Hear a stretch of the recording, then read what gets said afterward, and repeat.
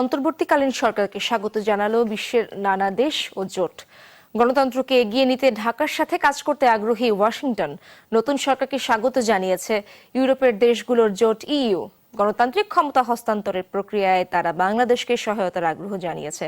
কাজ করতে আগ্রহী চীনও। বাংলাদেশের অন্তর্বর্তীকালীন সরকারের সাথে যোগাযোগ রাখছে যুক্তরাষ্ট্র। নিয়মিত ব্রিফিং এ উঠে আসে উপদেষ্টাদের শপথের বিষয়টি। মার্কিন পররাষ্ট্র দফতরের মুখপাত্র জানান, গণতন্ত্রকে এগিয়ে নিতে ঢাকার সাথে কাজ করতে চায় ওয়াশিংটন। সাম্প্রতিক সহিংসতা বন্ধে ডক্টর মোহাম্মদ ইউনূসের আহ্বানকে আমরা স্বাগত জানাচ্ছি।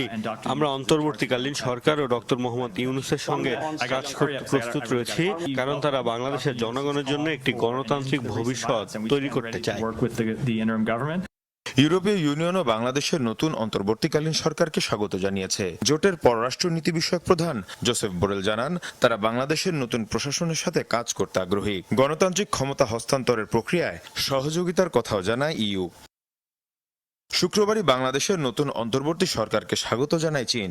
পারস্পরিক সহায়তা বৃদ্ধিতে নতুন সরকারের সাথে কাজ করতেও আগ্রহী বেইজিং।